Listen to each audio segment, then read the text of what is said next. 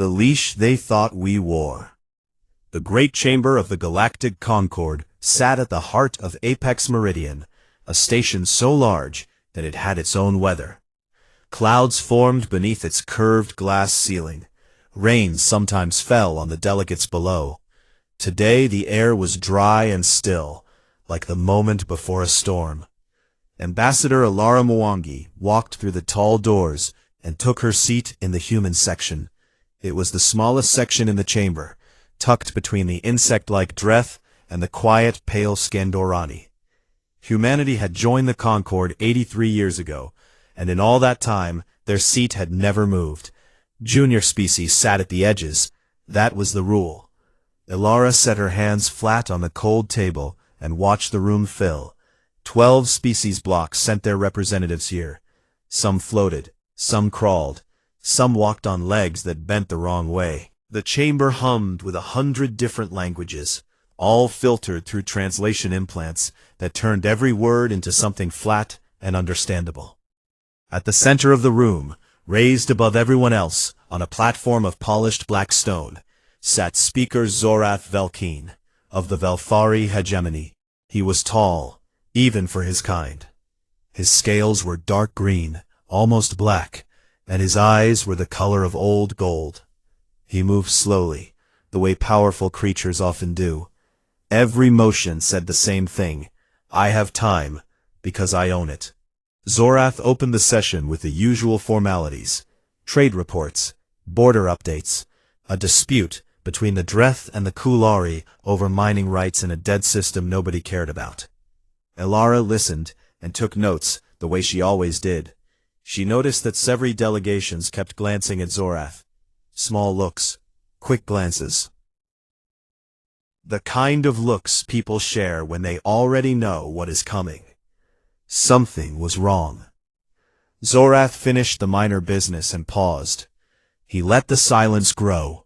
Then he spoke. The Concord recognizes a new matter for immediate consideration. Resolution 1187, submitted jointly by the Velthari hegemony, the Dreth Communion, the Sulai Federation, the Tauran Republic, the Kulari Collective, and the Bright Assembly. 6 blocks, half the Concord. Alara's hands did not move from the table, but inside her chest, something went cold. Zorath read the resolution aloud. His voice was calm and measured, as if he were reading a recipe. The words were not calm.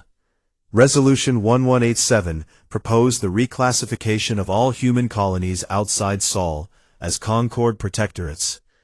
It proposed the removal of humanity's independent fleet authorization. It proposed the placement of cultural oversight councils on every human world, staffed by non-human officials with the power to approve or reject human laws. It was not a resolution. It was a cage. The justification filled 3 pages. Humanity's expansion was unregulated and reckless. Human biology was dangerously adaptable and posed a long-term ecological threat to shared worlds. A border incident in the Kepler Reach, which Alara knew had been staged, was cited as proof of human aggression. When Zorath finished reading, the chamber was quiet. Not the quiet of shock, the quiet of agreement. The other delegations had already made their deals. This vote had been decided before Alara ever walked through the doors. She stood. Speaker Velkeen, she said. Her voice was steady. Earth requests a recess of 6 hours to consult with our government before the vote. His golden eyes looked at her the way a cat looks at something small. Denied, he said. The matter is urgent. The vote will proceed immediately. A murmur ran through the chamber. Even some of Zorath's allies shifted in their seats. Denying a recess was legal, technically, but it had not been done in over 200 years. It was a message. It said, "Your voice does not matter here." Alara stood very still. She looked at Zorath. She looked at the 6 blocks that had signed the resolution. She looked at the remaining 5 who had not, some sympathetic, some simply afraid, none willing to speak. Then she did something no one expected. She began to speak from memory. the Treaty of Open Passage, signed in the year 2091 of the human calendar, between Earth and the Galactic Concord. Article 1. Free movement of human vessels through Concord space. Signed by 14 species blocks. Revoked. The chamber went silent. The Kepler Trade Compact, 2103. Mutual exchange of goods, technology, and medical knowledge between Earth and all Concord members. Revoked.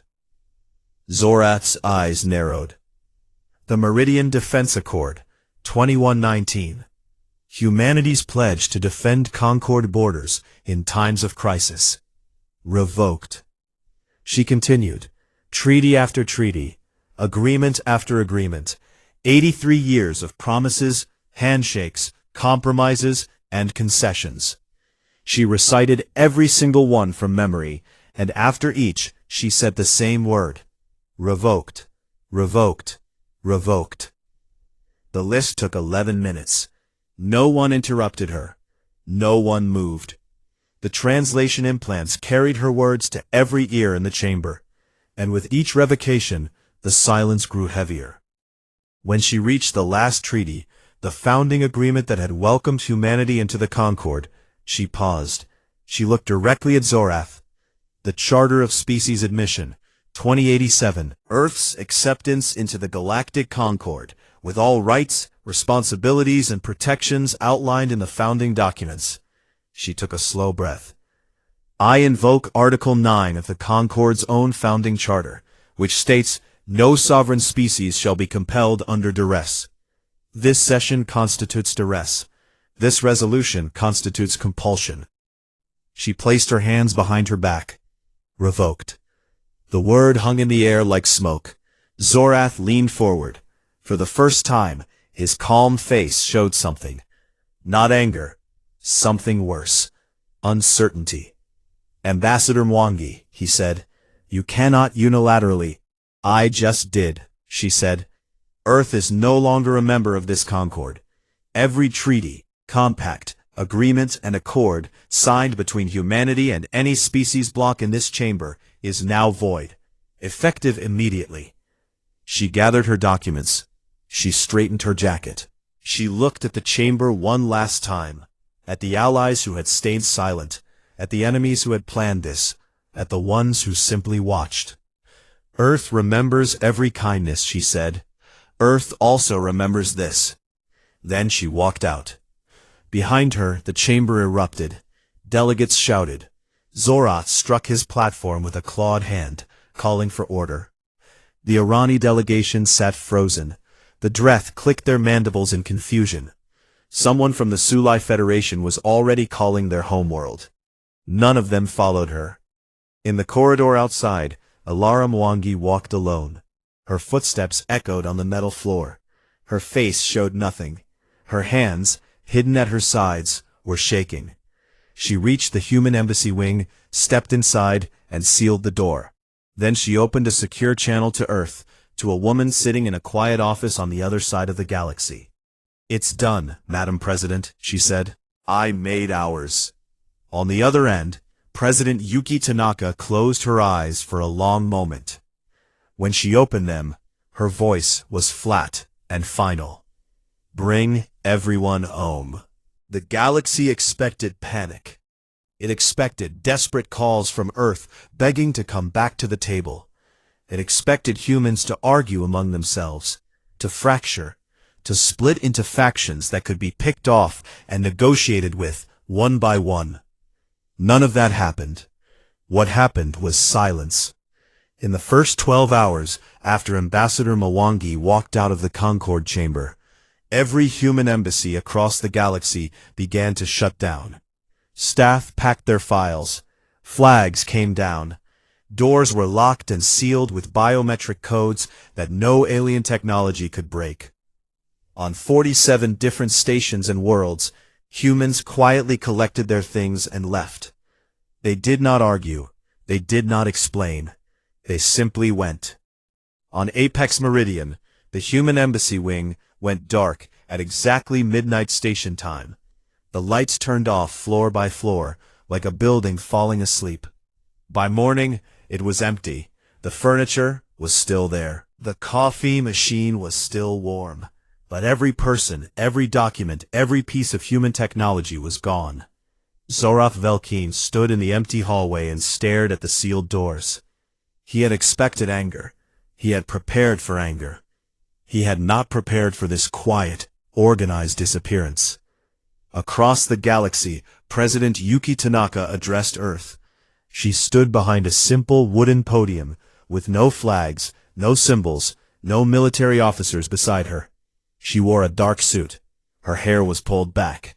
She looked tired, but awake, the way a person looks when they have made a decision that cannot be taken back. Her speech lasted 4 minutes. "Citizens of Earth and all human territories," she said.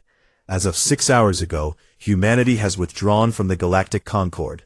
All treaties, trade agreements, and cooperative frameworks with alien governments have been suspended. This was not our choice. It was theirs." She looked directly into the camera.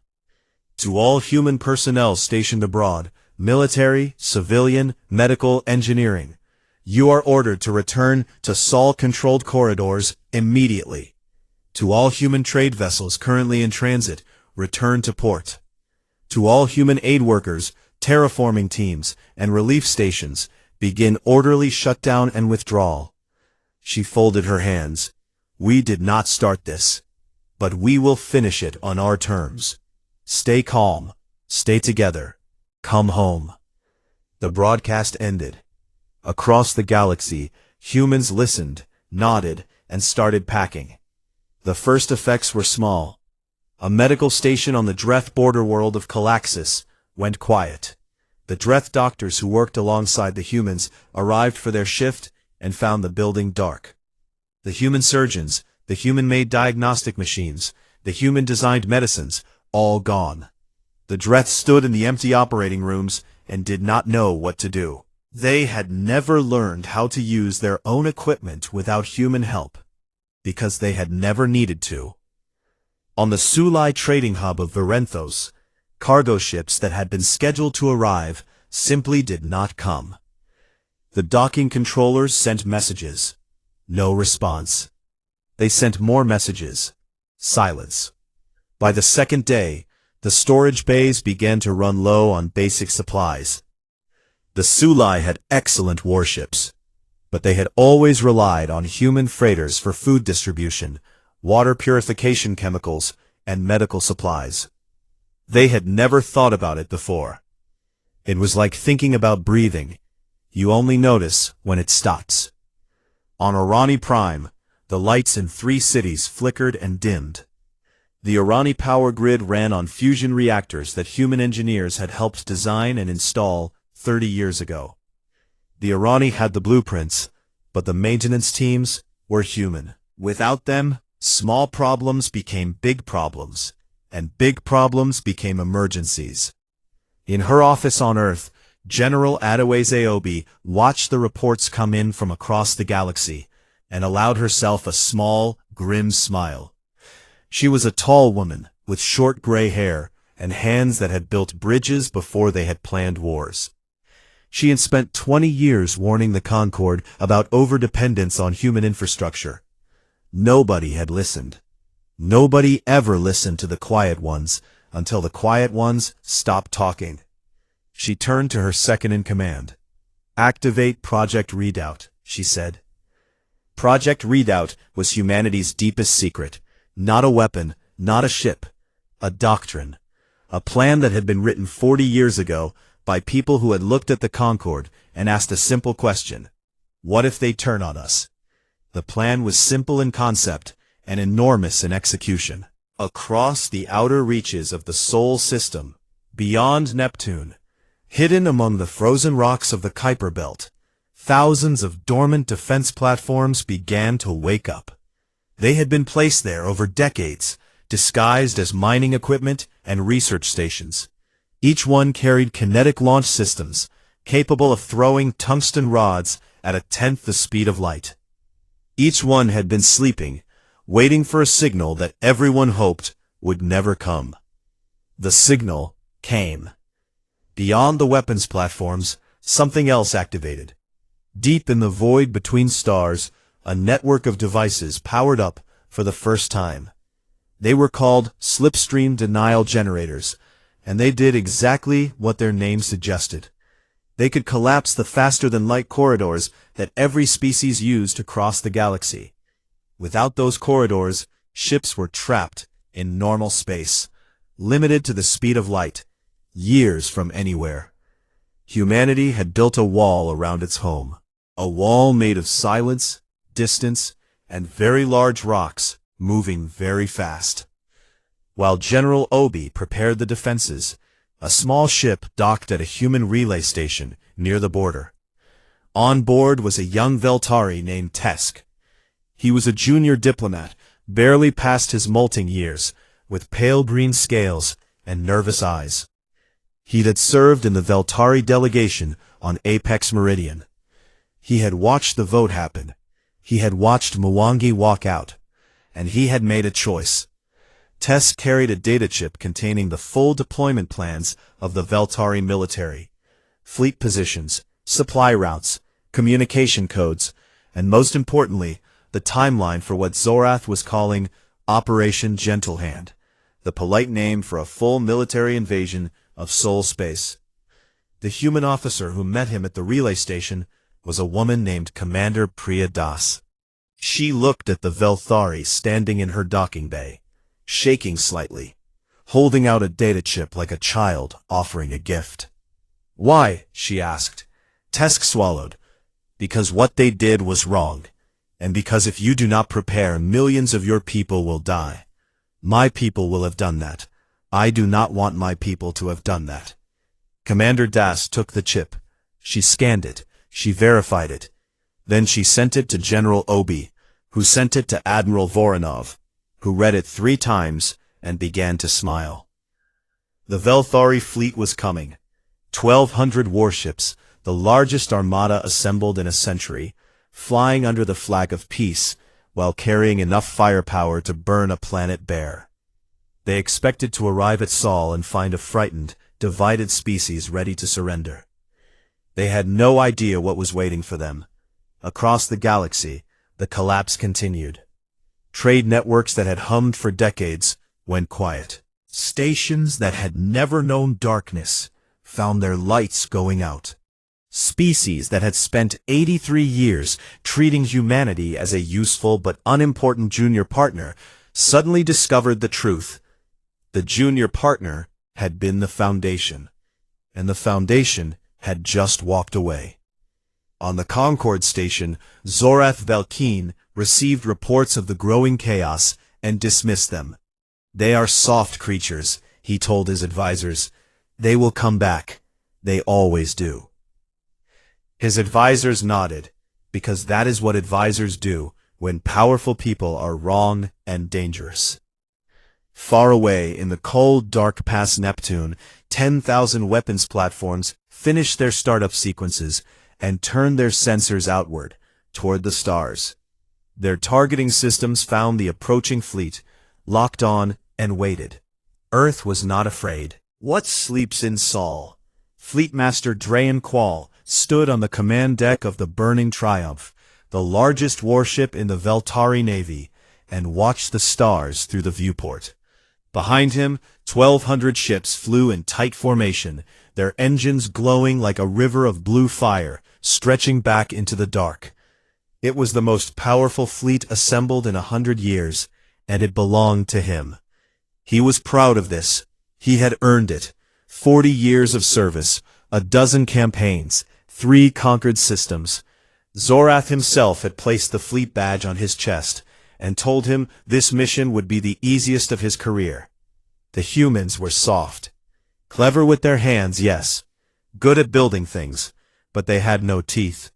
They had never fought a real war against another species. They would see the Armada and understand, the way all weak creatures understand when faced with strength. Drayan Cole believed this completely. The fleet dropped out of faster-than-light travel at the edge of Sol space, 2 light hours from the small yellow sun that the humans called home. The transition was smooth. The sensors swept outward, mapping the system. 8 planets, an asteroid belt, nothing unusual. Drayan opened a channel to his fleet. All ships, maintain formation. We advance at standard speed. Weapons to ready state, but do not charge. We are here as peacekeepers. Act like it. He said this for the record, knowing that the word peacekeeping would look good in the reports after the humans surrendered. The fleet moved forward. 1 hour passed, then 2. The system was quiet. No human ships came to meet them. No messages. No warnings. Just the cold, empty void and the distant glow of Earth's sun. Drayan frowned. He had expected something by now. A patrol, a diplomat, even a warning shot. The silence bothered him more than he wanted to admit. Then his communications officer spoke. Fleet Master, we are receiving a transmission, single source, human military frequency. Put it through, Drayan Qual said. The voice that filled the command deck was calm and deep. It spoke slowly, the way humans spoke when they wanted every word to land. This is Admiral Konstantin Voronov of the Sol Defense Command, broadcasting to all vessels entering sovereign human space. You are not welcome here. You have not been invited. You were not expected, but you were anticipated. This is your only warning. Turn around. Drayan Qual smiled. One old man on a radio. He had hoped for more. No response, he told his communications officer. Continue advance. The fleet pushed deeper into the system. They passed the orbit of the outermost planet, a frozen blue giant the humans called Neptune. The sensors showed nothing. No mines, no stations, no defense grid. Drayan's confidence grew. Then the corridor behind them collapsed. It happened in an instant. The faster-than-light lane they had used to enter the system simply ceased to exist. One moment it was there, a stable tunnel through folded space, wide enough for 1,000 ships. The next moment it was gone, as if someone had erased it. Drayan's navigation officer turned pale. Fleet Master, the slipstream corridor has destabilized. It is not just blocked, it is destroyed. We cannot use it. Find another corridor. There are none. Every FTL lane within 2 light-years of Sol has collapsed. All of them. Simultaneously. The bridge went quiet. Drayan Qual stared at his navigation display. Without FTL corridors, his fleet was stranded. At conventional speeds, the nearest friendly port was 8 years away. They were trapped in a box made of physics, and the humans had built the walls. Before he could speak, the sensor screamed. Across the outer system, stretching from the Kuiper Belt inward, thousands of objects suddenly appeared on every scanner. They had been dark and cold, invisible, hidden among the rocks and ice. Now they were awake. Each one was a weapons platform, armed with electromagnetic launch systems designed to throw solid tungsten rods at terrifying speed. The targeting data scrolled across Drayan's screen like a death sentence written in numbers. How many? He whispered. His tactical officer's voice shook. 11,412 platforms confirmed, each carrying between 20 and 50 kinetic projectiles. Fleet Master, they have enough firepower to destroy our fleet 9 times over. Drayan gripped the edge of his command console. He forced himself to breathe. This was a bluff. It had to be a bluff. The humans were builders, not fighters. They were showing their toys to scare him. Then the second revelation came. Closer to the sun, between the orbits of Earth and Mars, enormous structures began to unfold. They had been disguised as solar research stations, the kind of boring, civilian installations that nobody bothered to scan twice. Now their true shape became clear. They were collectors. Vast, curved mirrors that caught the light of the sun and focused it into beams so concentrated they could cut through warship armor like a knife through paper. Project Prometheus. The humans had turned their own star into a weapon. The tactical officer made a sound that might have been a laugh or might have been a prayer. Fleet Master, those collectors can project focused solar energy across the entire inner system. If they fire at full power, the temperature on the hull of any ship within range will exceed 7,000 degrees in less than 4 seconds. Drayan's hands were shaking now. He hid them behind his back, the way officers do when they do not want their crew to see fear. A new transmission came through, the same calm voice. Fleet Master Qual, this is Admiral Voronov. I want you to look at your tactical display. Take your time. Look carefully. Drayan looked. Every ship in his fleet had a red targeting marker on it. Every single one. The kinetic platforms had solutions locked. The solar collectors were aligned. 1,200 Veltari warships sat inside a kill zone so complete that escape was not a question of strategy, but of mathematics, and the mathematics said no. Voronov continued, I am not going to fire. I want you to understand that. I could give the order right now, and in 90 seconds, there would be nothing left of your fleet but hot metal and regret. But I am not going to do that, because that is not why we built all of this. We built this while we sat at your council tables, while we smiled and traded, and signed your treaties, and listened to your insults. While your speaker called us a junior species, and your admirals laughed at our little ships. We built all of this in silence over 40 years, because we knew, we always knew, that one day someone would come here thinking we were weak. We are not weak, Fleet Master. We are patient. There is a difference. And now I want you to imagine something. We built all of this while we were being polite. Imagine what we will build now that we have stopped. The channel closed. Drayan Cole stood on his bridge and looked at the red markers on his display. His entire fleet.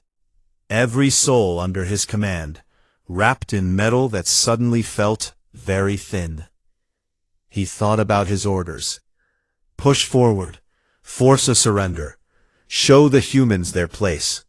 Zorath's voice echoed in his memory. They are soft creatures. He looked at the 11,000 weapons platforms.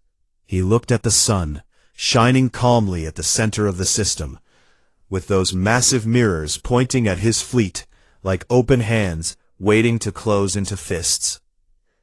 He opened a channel to all ships. All stop, he said. All ships full stop. Do not advance. Do not charge weapons. Do not do anything. His second-in-command stepped forward. Fleet Master, our orders were written by people who did not know what was here, Drayan said quietly. I know what is here, and we are going to sit very still until someone smarter than Zorath Velkeen figures out how to get us home alive. He sat down in his command chair and stared at the small yellow sun that the humans had turned into the most dangerous thing in the galaxy. Far away, on the bridge of the carrier Stalingrad's Ghost, Admiral Voronov leaned back and released a breath he had been holding for a very long time. His hands were steady. They had always been steady. But his heart was beating fast, because he had just bet the survival of his species on the hope that the enemy would be smart enough to be afraid. The enemy was smart enough. The weight of mercy. The standoff lasted 11 days. For 11 days, 1,200 Velthari warships hung motionless in the dark past Neptune, surrounded by weapons they could not fight, and corridors they could not use. For 11 days, Admiral Voronov kept every defense platform powered and every targeting system locked. Nobody fired. Nobody moved. The silence between the two fleets was louder than any battle. On Earth, the silence was different. It was the silence of argument. President Yuki Tanaka sat at the head of a long table, in a room deep beneath the city of Geneva. Around her sat 26 people, generals, admirals, diplomats, scientists, intelligence chiefs. They had been arguing for 9 days, and the room smelled like cold coffee and exhaustion. The Hawks wanted blood. General Obi, who had activated Project Redoubt and watched it work perfectly, sat with her arms crossed and made her case in a flat, tired voice. Not just the fleet, we have the entire galaxy by the throat. Every day they go without our trade, our ships, our engineers, they get weaker. We press now. We can break the hegemony in 6 months. Dismantle it. Make sure no one ever tries this again. The Doves pushed back. A civilian advisor named Dr. Ron Asante leaned forward and shook his head. And then what? We become the new Velthari? We sit on top of the galaxy with our boot on everyone's neck? That is not who we are. That is exactly who we have been, General Obi said quietly. Ask anyone who lived through the colonial wars. Ask anyone from the 21st century. We know how empires work because we have been empires. The question is whether we want to be one again. The table went silent. Tanaka listened to both sides. She had been listening for 9 days, but she knew that the decision she made in this room would echo for centuries, and she refused to make it in anger or in haste. On the 11th day, a small ship arrived at the edge of Sol space, carrying a white signal, the galactic sign for a request to talk. On board was Tesk, the young Velthari who had already risked everything once by giving humanity the fleet plans. Now he was back, but not as a spy. He carried official credentials from a coalition of Velthari moderates, who had quietly taken control of the diplomatic channels, while Zoroth raged in his chambers. Tesk requested a meeting. Ambassador Mwangi agreed, but she set the terms. Not on Apex Meridian, she told Tesk over the communication channel. Not on any station or neutral ground. If they want to talk to us, they come here, to Earth, to our home. Tesk hesitated. No alien delegation had ever visited Earth. Humans had always gone to them. It was also, Tesk realized, part of the problem. Agreed, he said. 3 days later, a Velthari shuttle descended through Earth's atmosphere and landed in Geneva. Tesk stepped out with 4 other delegates, 2 Velthari moderates, 1 Orani observer, and 1 Sulai trade representative who looked like he had not slept in weeks. They wore formal robes and carried translation devices and tried very hard not to stare at the sky, which was bluer than anything they had ever seen. Mwangi met them on the landing pad. She did not smile. She did not frown. She simply said, "Welcome to Earth. Let me show you something before we talk." She took them on a walk through the city, not to military bases or government buildings, to memorials. The first was a long wall of black stone etched with names. Thousands of names. It was a memorial to a war that humans had fought against other humans, centuries ago, over land and ideology and fear. Tesk read the translation on the plaque and felt his stomach tighten. How many died? He asked. In that war, about 70 million, Mwangi said. In the war before that, about 40 million. In the war before that, 20 million. We kept count. We always keep count. They walked to another memorial. This one was simpler. A twisted piece of metal under a glass dome, next to photographs of a city that no longer existed. The plaque said it had been destroyed in a single moment by a weapon that humans had built and used on other humans. Tesk stared at the photographs, the ruined buildings, the shadows burned into stone.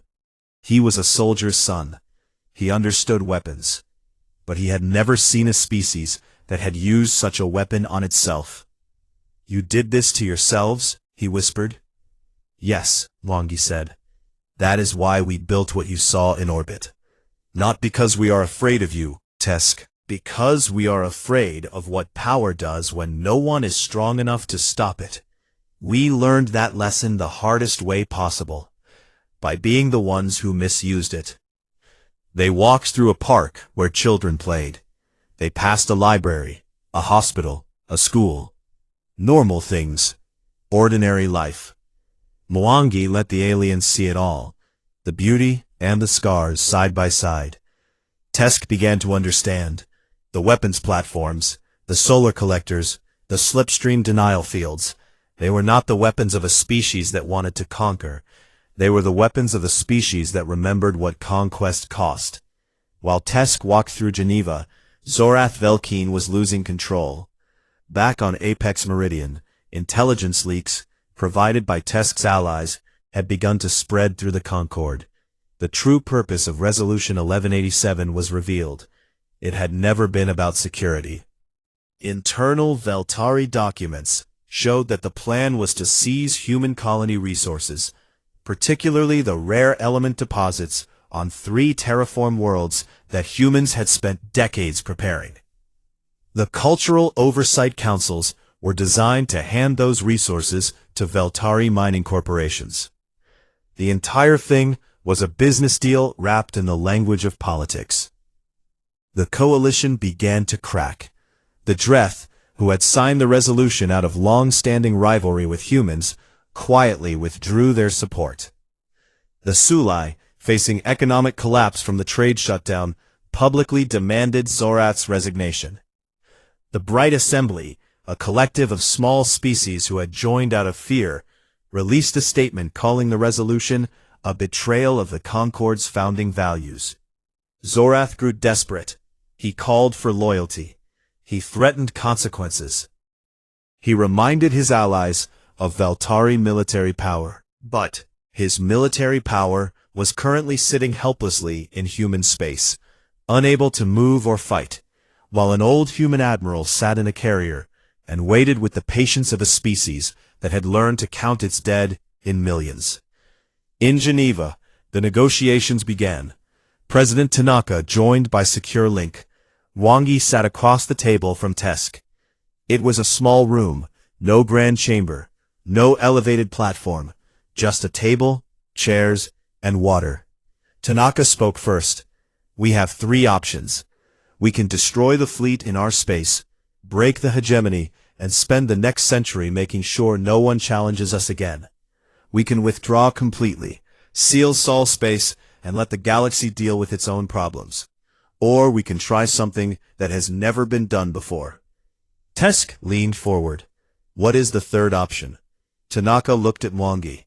Wangi placed a document on the table. We call it the Geneva Terms, Wangi said. It died when Zorath used it as a weapon. We propose something new. A framework built on the thing the Concord always promised, but never delivered. Equal sovereignty for all species, regardless of age, size, or military power. Real checks on power, real accountability, and a very simple rule at the center of it. She tapped the document. No species gets to decide the fate of another. Ever. For any reason. Tesk read the terms. His hands trembled slightly. It was everything the Concord should have been from the beginning. You could take everything, he said softly. You have the power to take everything. Why are you offering this? Mwangi looked at him with eyes that were tired and old and kind.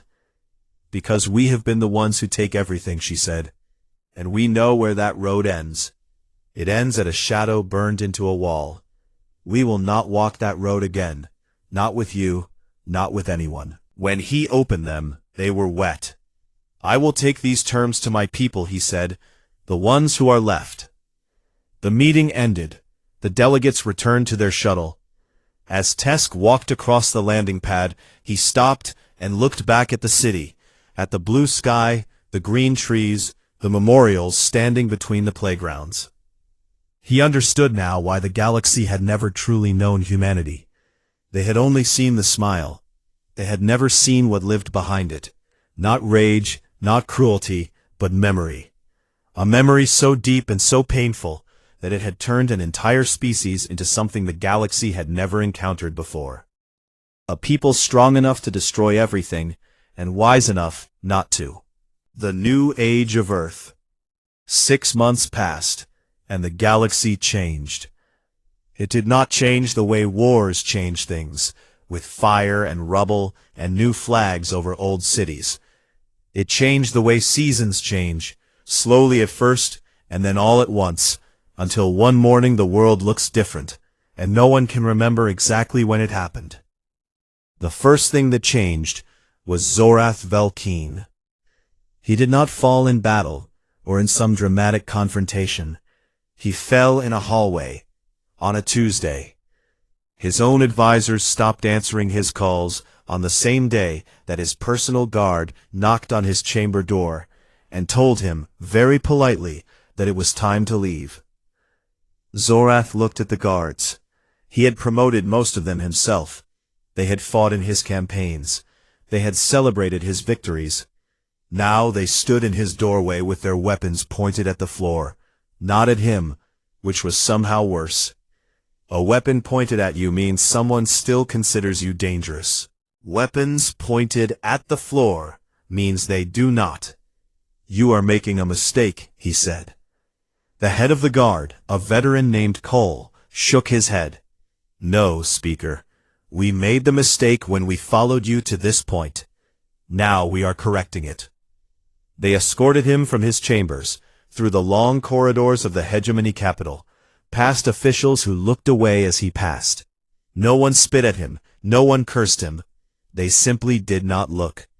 In the culture of the Valthari, where status was everything, and attention was power, being ignored was the cruelest punishment of all. Zorath was placed on a transport, and sent to a small estate on a minor colony world. It was comfortable. It had gardens and servants, and everything a retired official might want. It was also the farthest place from the center of power that the Veltari government could find, without actually leaving their own territory. He would live there for the rest of his life, watching through his window as the galaxy moved on without him. The second thing that changed was the Concord itself. The old Galactic Concord was dissolved in a quiet ceremony on Apex Meridian. No one mourned it. The flags came down, the charter was rolled up and placed in a museum, and the great chamber where Zorath had tried to cage humanity was stripped of its elevated platforms and rebuilt with every seat at the same level. No species above another, no junior members, no senior members, just members. In its place came the Soul Accords. The name was Tesk's idea. He had become the new speaker of the Veltari hegemony, the youngest in their history, and the first reformist ever to hold the position. Some of the old guard grumbled. Some called him a traitor. Most simply looked at the state of their economy, their shattered alliances, and their fleet that had been quietly returned from human space after 17 days of very uncomfortable negotiation, and decided that reform was better than ruin. The Sol Accords were signed in Geneva, in the same small room where Mwangi and Tesk had first talked. The ceremony was deliberately simple. No grand speeches, no parade. A table, a document, and 12 species putting their names on something that said in plain language what the old Concord had only pretended to believe. Every species is sovereign. Every voice is equal. Power must be checked, and no one, no matter how strong, gets to decide the future for someone else. Humanity was offered a permanent seat on the Executive Council. President Tanaka declined. The room went quiet when she said no. The other species looked at each other, confused. Humanity had the strongest military in the galaxy. They had the largest trade network. They had weapons that could collapse the roads between stars. Why would they refuse the highest seat? Tanaka explained in her usual direct way. Because permanent seats on councils are how the old Concord went wrong. Power that cannot be challenged becomes power that does not listen. We will serve on the council when elected.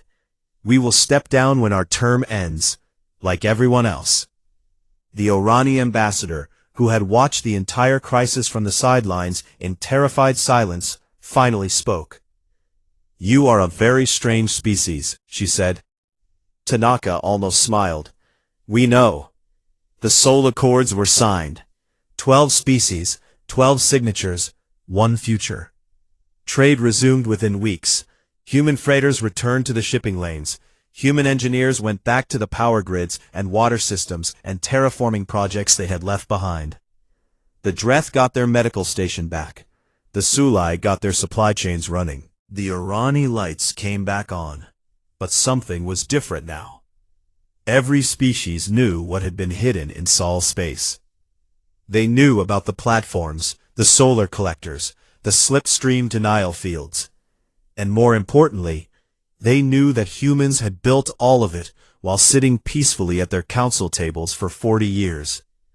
The smile was the same, the handshakes were the same, but behind every friendly human face, the galaxy now saw something it had never noticed before.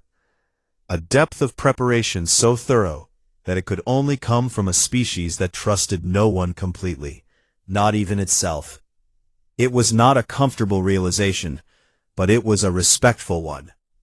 Admiral Konstantin Voronov retired on a cold morning in January. He held no ceremony. He signed his papers, shook hands with General Obi, and walked out of Sol Command Headquarters into a gray winter sky. His last official order was to return the outer system defense platforms to dormant mode. Not decommissioned, not dismantled, dormant. Just sleeping, he told his successor, a young captain with steady hands and serious eyes. Sleeping, not dead. There is a difference, remember that. He went home to a small house near the Black Sea, where he spent his days fishing and reading history books about wars that nobody remembered anymore. Sometimes he looked up at the stars and thought about the Veltari fleet sitting helplessly in the dark, waiting for permission to leave. He was not proud of what he had done, exactly. He was relieved. There was a difference there, too. Ambassador Alara Mwangi gave the closing address at the Sol Accord signing ceremony. She stood at a podium in the same room where she had presented the Geneva terms, wearing the same dark jacket she had worn when she walked out of the Concord chamber 6 months ago. She looked at the assembled delegates, species that had betrayed humanity, species that had stayed silent, species that had simply watched, and she spoke without notes. 83 years ago, humanity joined the Galactic Concord because we believed that cooperation was better than isolation. We still believe that.